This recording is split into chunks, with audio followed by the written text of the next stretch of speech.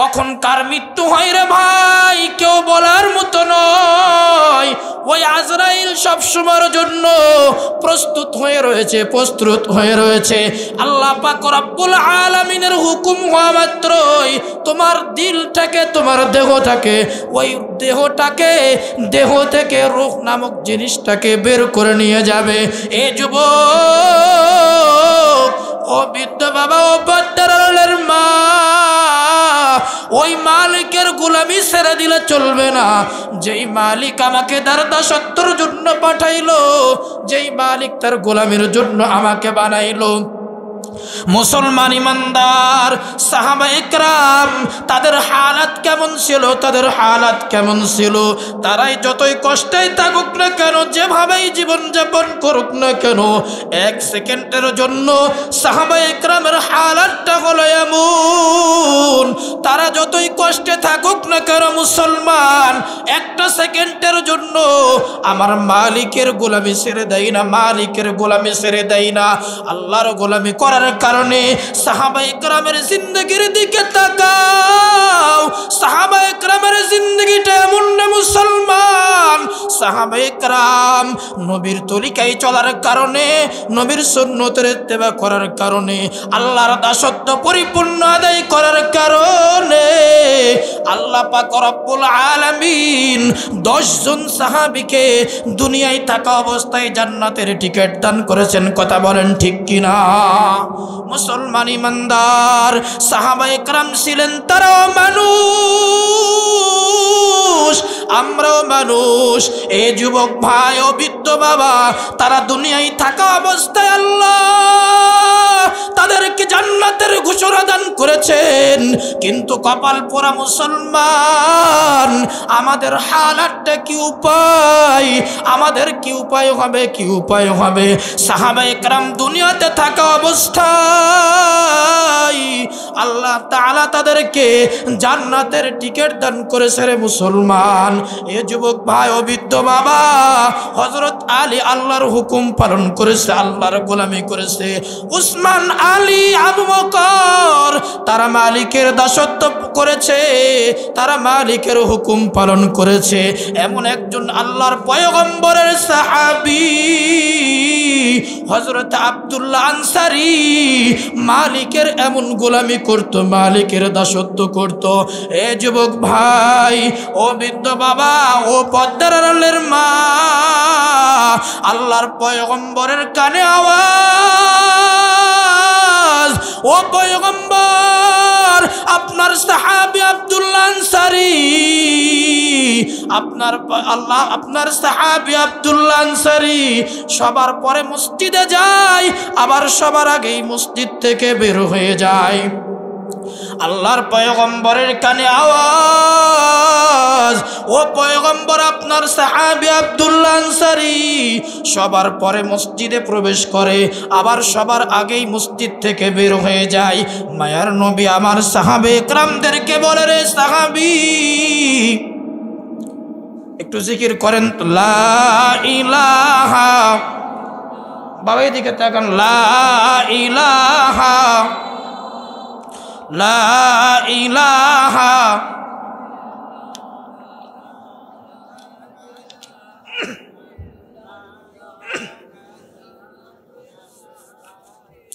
লা ইলাহা ইল্লাল্লাহু মুহাম্মাদুর রাসূলুল্লাহ। একটু আওয়াজ করে বলুন তো, আল্লাহু আকবার। মায়ার নবীর কানে আওয়াজ, ও পয়গম্বর, আপনার সাহাবী আব্দুল্লাহ আনসারী সবার পরে মসজিদে প্রবেশ করে, আবার সবার আগেই মসজিদ থেকে বের হয়ে যায়। মায়ার নবী আমার সাহাবায়ে কেরামদেরকে বলে, ও সাহাবীরা রে, আব্দুল্লাহ আনসারীর খবর নেওয়া দরকার, আব্দুল্লাহ আনসারীর খবর নেওয়া দরকার। কেন আব্দুল্লাহ আনসারী সবার পরে মসজিদে প্রবেশ করে, আবার সবার আগেই মসজিদ থেকে বের হয়ে যায়? মায়ার নবী আমার হযরত উসমান, আবু বকর, ওমরকে নিয়ে একদিন আব্দুল্লাহ আনসারীর বাড়ির সামনে উপস্থিত।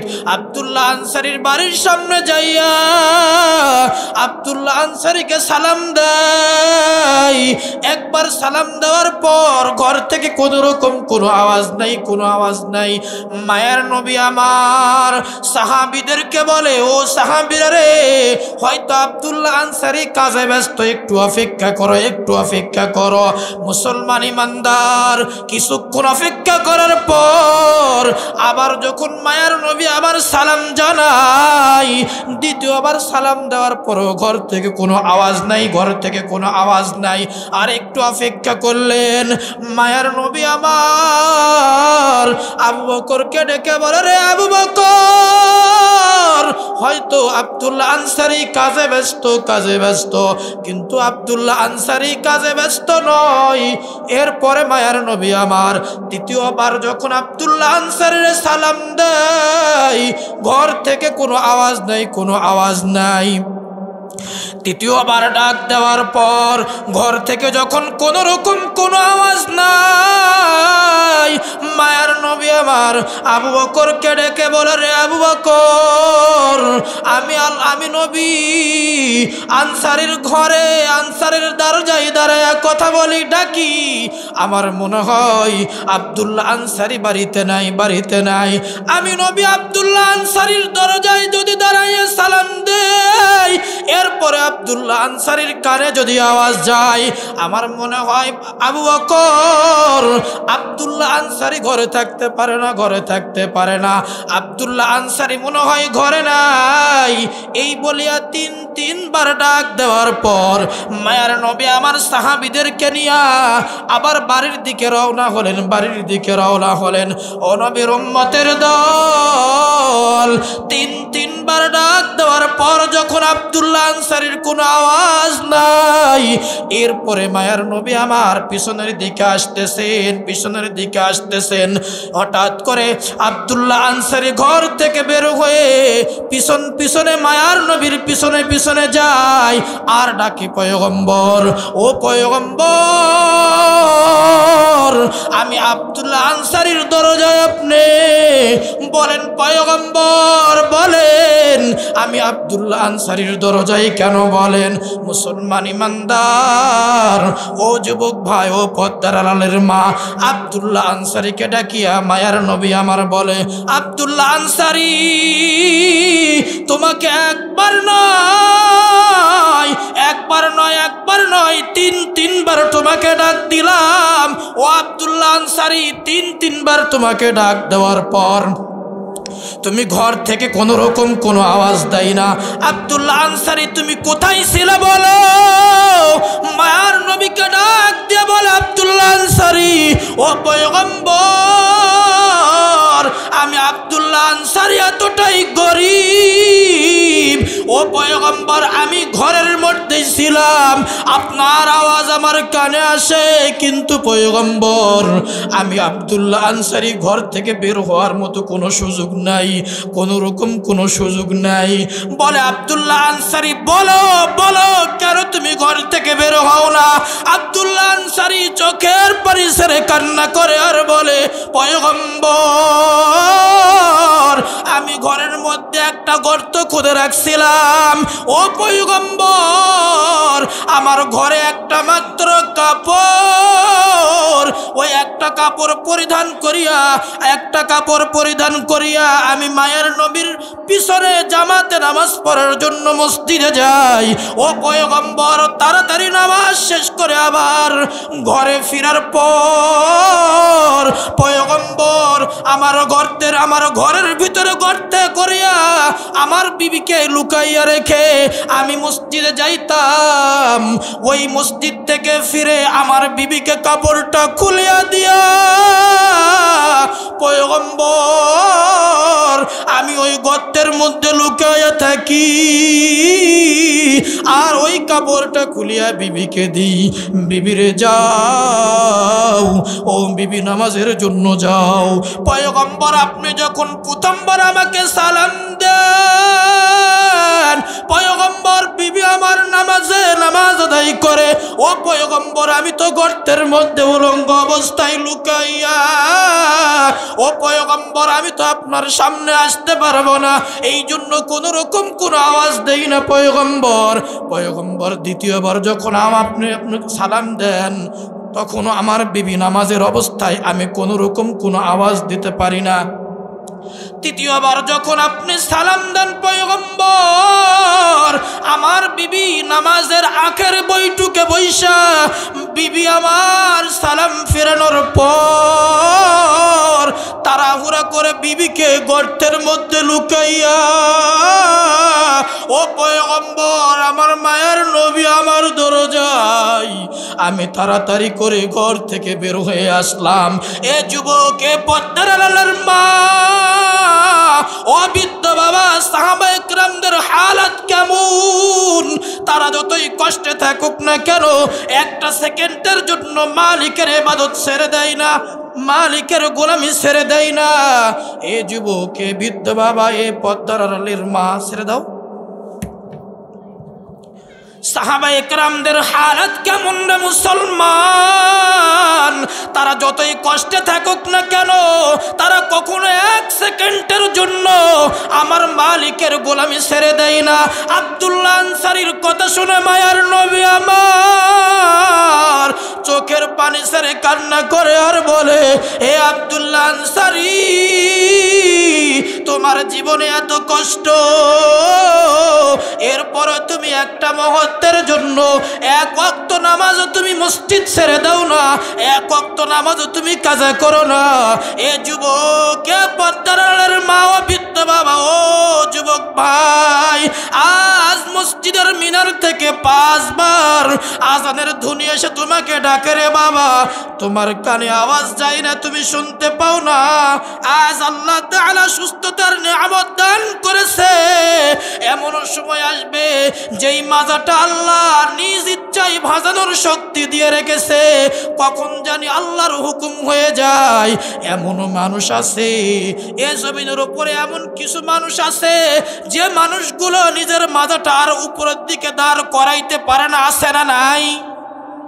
মুসলমান ইমানদার, এ কপালটা দামি কপাল, এ দামি কপালটা তো দামি কেন জানো? আমার মালিকের কদমে বান্দা বারবার সেজদা করবে, এই জন্য এই কপালটা এত দামি কপাল। কিন্তু আল্লাহ তাআলা এমন কিছু মানুষের কাছ থেকে এই দামি কপালের সেজদাটা কেড়ে নিয়েছে। মুসলমান, দেখবেন আল্লাহর কদমে তারা জমিনে সেজদা দিতে পারে না। কথা বলেন ঠিক কিনা? এই জন্য অনুরোধ করব রে ভাই, আল্লাহ তাআলা এখন আমাদেরকে সুস্থতার নিয়ামত দান করেছে, কখন জানি এই অসুস্থতা আল্লাহ তাআলা অসুস্থতায় পরিণত করে দেয়। এই জন্য অনুরোধ করে যাই, পয়গম্বর আমার বলেন, ওই কঠিন কিয়ামতের ময়দান বড় কঠিন। ওই কঠিন ময়দানে যাওয়ার আগে মানুষ যখন কবরের মাঝে নামবে, কবরের মাঝে যাওয়ার পর ময়দানে মাহশারে যখন বিচারের কার্যক্রম শুরু হবে, মায়ার নবী আমার বলেন, ময়দানে মাহশারে সর্বপ্রথম বান্দার নামাজের হিসাব নেওয়া হবে।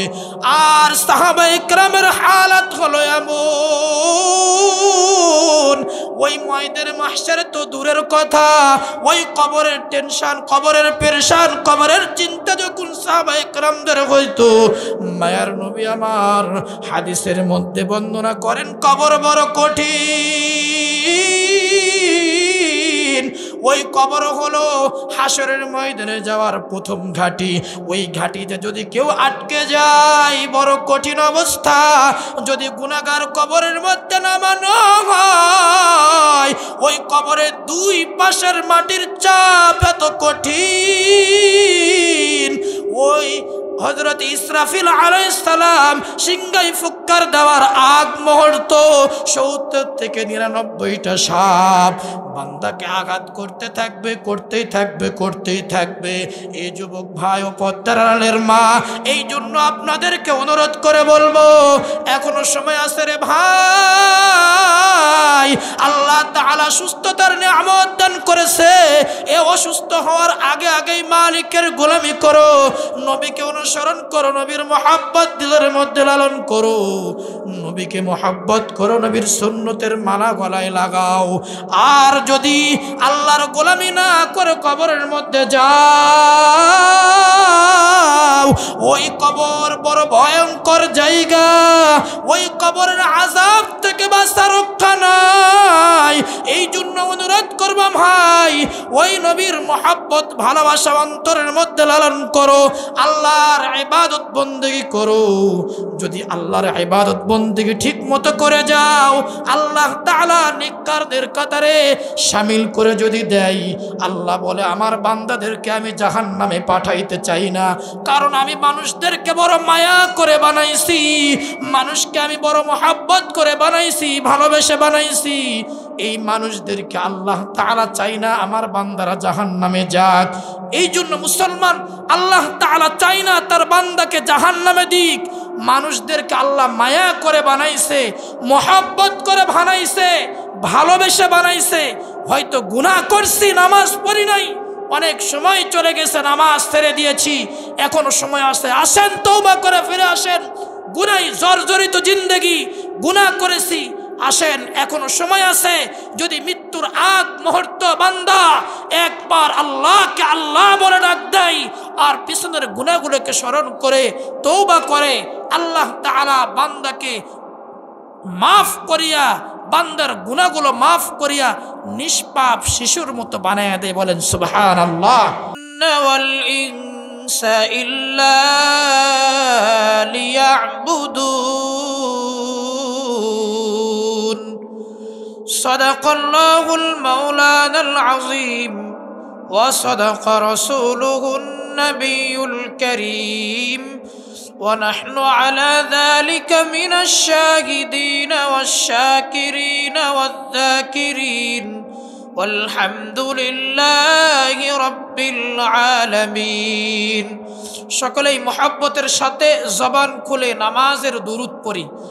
আল্লাহুম্মা সাল্লি আলা মুহাম্মাদিন ওয়া আলা আলি মুহাম্মাদ কামা সাল্লাইতা আলা ইব্রাহিম وعلى آل إبراهيم إنك حميد مجيد.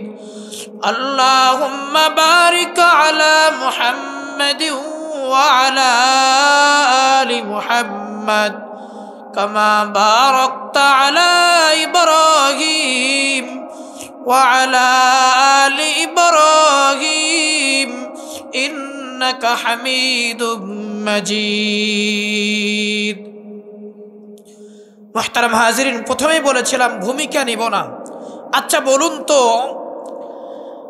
আজকে এই মাহফিলের আয়োজন যেনারা করেছেন, এই আয়োজন করার জন্য ওনাদের একটা লক্ষ্য, উদ্দেশ্য, টার্গেট আছে না নাই? আপনারা যারা এখানে এসেছেন, আপনাদের লক্ষ্য, উদ্দেশ্য, টার্গেট আছে না নাই?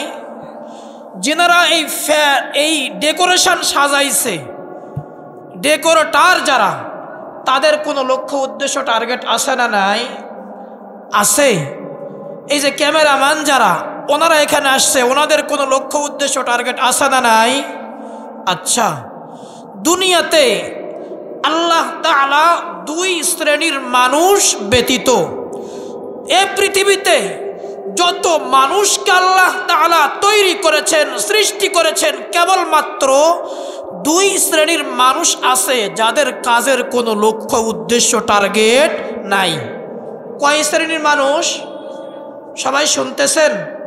কয় শ্রেণীর মানুষ? এক শ্রেণী হলো অপ্রাপ্তবয়স্ক শিশু। এই শিশু মানুষের কাজের কোনো লক্ষ্য, উদ্দেশ্য, টার্গেট আছে? আছে। আরেকটা হলো মস্তিষ্কের ভারসাম্যহীন পাগল। এ পাগলের কাজের কোনো লক্ষ্য, উদ্দেশ্য, টার্গেট। মুহতারাম হাজিরিন, বুঝাইতে চাচ্ছিলাম পৃথিবীতে মানুষগুলো লক্ষ্যবিহীন, কোনো লক্ষ্য, টার্গেট ছাড়া কোন রকম কোনো কাজ করে না, একমাত্র পাগল আর ছোট শিশু ছাড়া। প্রত্যেকটা মানুষের কাজের মধ্যে লক্ষ্য, উদ্দেশ্য, টার্গেট থাকে। আচ্ছা বলুন তো, যেই মালিক এই আসমানটা বানাইছে, যেই মালিক চন্দ্র সূর্য গ্রহ নক্ষত্র পাহাড় পর্বত এই তারকা গ্যালাক্সি এই জমিন যিনি বানাইছে ওই মালিকের লক্ষ্য উদ্দেশ্য টার্গেট আছে না নাই? আরেকবার বলেন আছে না নাই? মুসলমান ইমানদারেরা, আল্লাহ পাক রব্বুল আলামিন কুরআনুল কারীমের মধ্যে বলেন, আফাহাসিবতুম আন্নামা খলাকনাকুম আবাসা ওয়া আন্নাকুম, হাত দিবা না, যাও, ওয়া আন্নাকুম ইলাইনা তুরজাউন। আল্লাহ পাক রব্বুল আলামিন কুরআনুল কারীমের মধ্যে ঘোষণা করেন, বান্দা আমি এত কিছু বানাইলাম, সব কিছু বানাইলাম, মানুষ তোমাদেরকে আমি বানাইছি, তোমাদের বানানোর পিছনে আমার একটা লক্ষ্য উদ্দেশ্য টার্গেট রয়েছে। মুসলমান ইমানদার, কেমন টার্গেট, কেমন লক্ষ্য উদ্দেশ্য? আল্লাহ তাআলা কুরআনুল কারীমের অন্য আয়াতের মধ্যে ঘোষণা করেন, ওয়ামা খালাকতুল জিন্না ওয়াল ইনসা ইল্লা লিয়াবুদুন।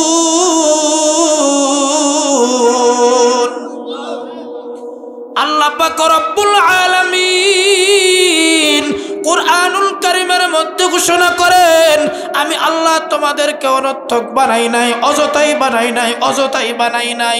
আমি আল্লাহ তোমাদেরকে বানাইলাম ও দুনিয়ার মানুষ, যেই জমিনের উপরে তোমরা বসো, যেই জমিনটাই তোমরা বিচরণ করো, এই জমিনটা আমি আল্লাহ বানাইছি তোমার গোলামি করার জন্য। ওই আসমানটার দিকে তাকাও, ওই আসমানটা আমি আল্লাহ বানাইলাম বান্দা তোমার গোলামি করার জন্য। আমি চন্দ্র সূর্য গ্রহ নক্ষত্র পাহাড় পর্বত যা কিছু বানাইলাম সব কিছু আমি বানাইছি আমি আল্লাহ তোমার গোলামি করার জন্য। আর ও দুনিয়ার মুসলমান ইমানদার, ও যুবক ভাই ও পর্দার মা বৃদ্ধ বাবারা, একটু দিলের কানটা লাগায় শুনবেন রে বাবা। আল্লাহ পাক রব্বুল আলামিন বলেন, তোমরা তোমাদের দু চোখ দিয়ে যা কিছু দেখো সব কিছু আমি আল্লাহ বানাইলাম তোমার গোলামি করার জন্য। সব কিছু আমি আল্লাহ বানাইলাম তোমার গোলামি করার জন্য। আর তোমাকে আমি আল্লাহ পাক রব্বুল আলামিন রিজার্ভ করে রাখলাম একমাত্র আমি আল্লাহর গোলামি করার জন্য। আওয়াজ করে বলুন আল্লাহু আকবার। কার গোলামি করার জন্য? আর একবার বলেন, কার গোলামি করার জন্য?